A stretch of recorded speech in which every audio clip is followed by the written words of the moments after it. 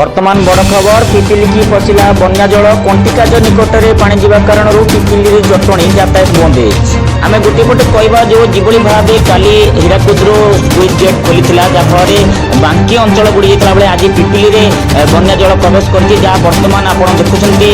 पिपिली जटणी बंद हो कहीं जो मैंने भी गाड़ी नहीं आसुँच से अपेक्षा करा पड़े कहीं पानी धारा बढ़ी चली पिपिली जटणी बंद हो। रिपोर्ट